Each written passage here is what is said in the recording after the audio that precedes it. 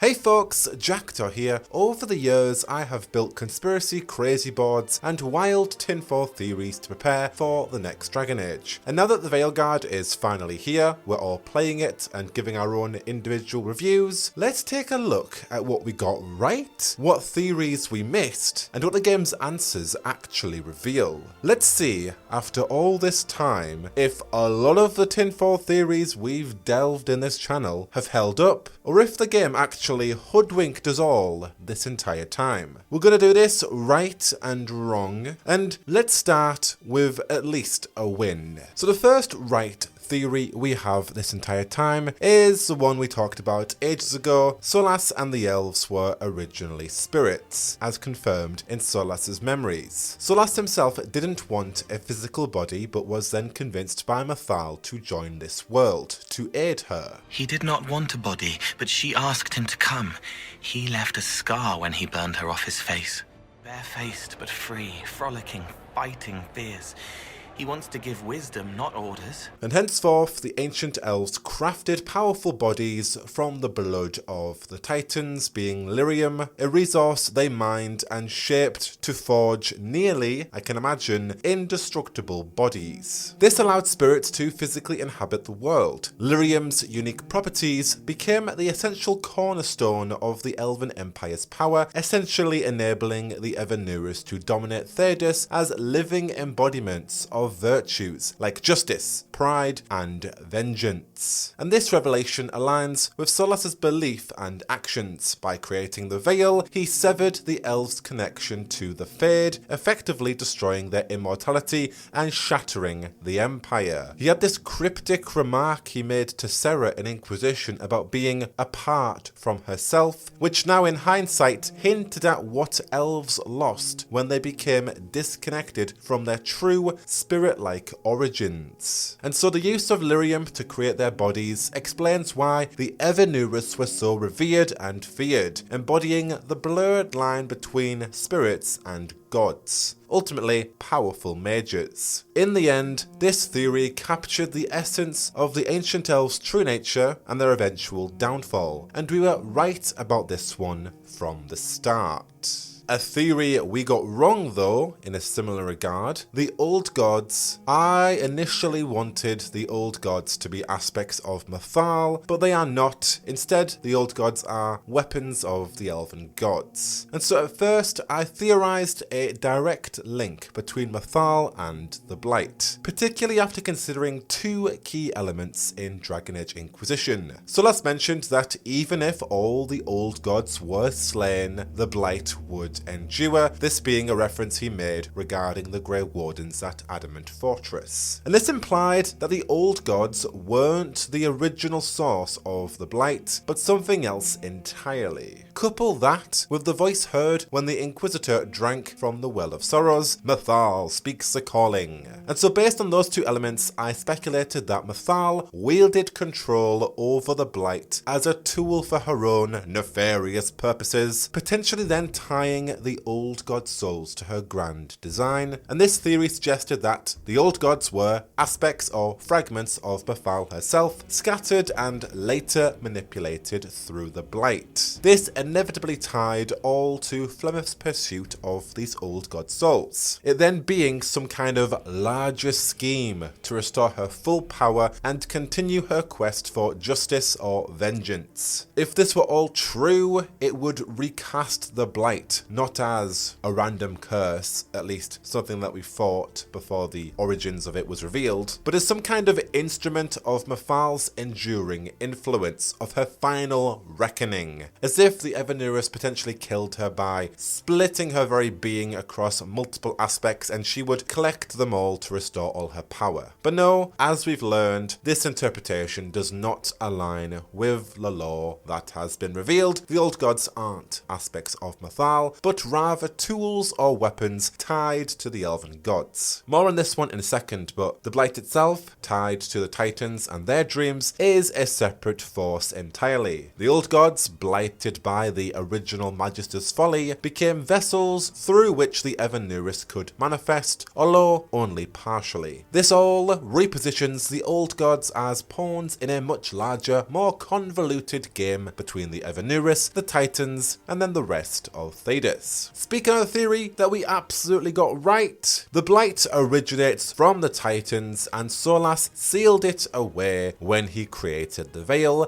Ding ding ding ding ding ding ding! Plenty of early theories from so many people in the community on this one, but we all proposed that the Elven gods obsessed with mining the Titans for Lyrium inadvertently unleashed the Blight, possibly driven mad by their greed. Alternatively, the Titans, corrupted by their hive mind nature, may have sought revenge, using the Blight to taint everything around them as they tried to reconnect with their descendants, the dwarves, thus explaining Red Lyrium. The truth? Pretty much the same, barring the Red Lyrium aspect. The Titans, enraged by the Evanurus for exploiting their Lyrium and wounding them, initiated war as an act of retribution. The elves, losing their conflict, retaliated with unimaginable cruelty, severing the Titans from their dreams and efficiently rendering them basically tranquil. This is why dwarves are inherently disconnected from magic and even their ancestors. And the Black City appears to be the prison that Solas created to contain both the Blight and the Evanurus when he created the Veil. Solas himself confirms that the Magisters breached his prison, getting close enough to be blighted, but they failed to create a rift large enough to free the Evanurus entirely. The Evanurus devised a cunning backup plan, using the Blight to build power in the waking world. Their Archdemons allowed them to, quote, escape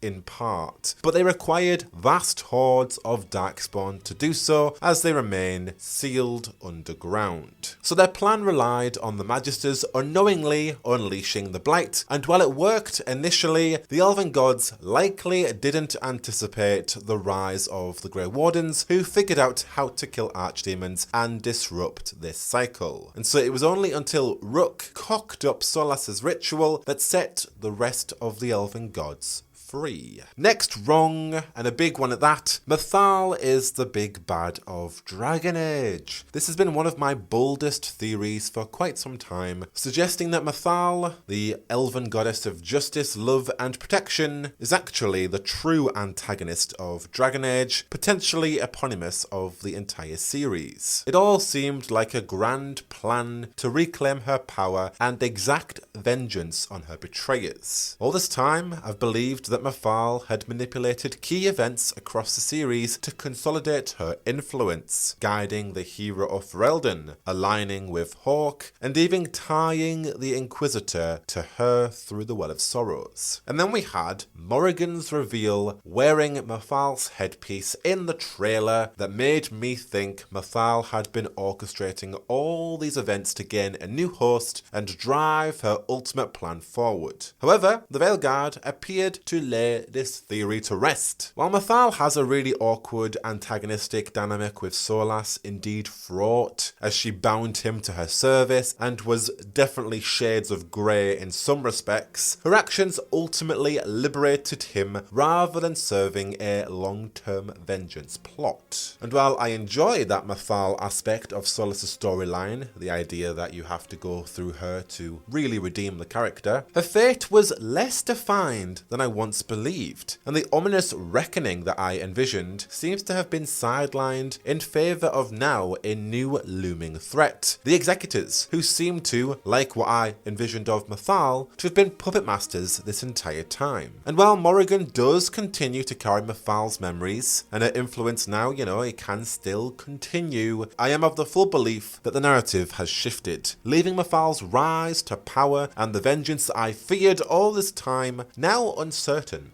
No surprises for this next one, but we all got this one right. Tevinter's old gods are the Elven gods. The gods utilised their archdemons, initially unblighted, to create personas as the old gods, and they amplified their powers through these vessels. And these archdemons taught the Tevinter Magisters magic before retreating into slumber. Curiosity drove the Magisters to pierce the veil in search of power, allowing the Evanurus to retaliate by unleashing the Blight into the world. This corruption gave the Evanurus influence over anything tainted, including the Darkspawn. When Grey Wardens hear the calling, they are in truth hearing the voices of the Evanurus through the archdemons. No massive plot twist there. It seems that it really all does go back to the elves. Next up, one that we were wrong about. The Executors being an ancient elven cult of Gillenane. So I had an original theory that suggested the Executors were an ancient elven cult, some kind of splinter group from Solas's era, possibly followers of Gillenane or Andruil. This group may have survived across the sea, evolving into a shadowy faction that actively opposes Solas's plans to dismantle the Veil, or maybe not even that, maybe they just really didn't like the Dread Wolf. Their design, robed and hooded figures, oceanic ties and triangular symbols connected them through concept art to ancient elven culture, resembling sentinel elves or horned motifs found in elven concept art, hinting at deep cultural lineage to the elves. And then we had this possible tie-in Tevinter Nights where the Executors were a direct rival to Solas, as Solas attempted to silence one of them, calling them dangerous, which just hints at some kind of conflict that may date back to ancient Alaphan. Either way, Solas saw them as a threat. And then in the Veilguard we had a post-credit scene that reinforced their independence, as one of them was satisfied with the Evanurus' downfall, which shows that they are indeed not aligned with the Elven gods, but remain their own mysterious entity. Now they could still be related to the Forgotten Ones, there could be some connection there, but as it stands they loom as one of the next major threats in Dragon Age, and we can now live on the tinfoil dream of speculating about what the heck they are, what they represent, and what powers they speak on behalf of,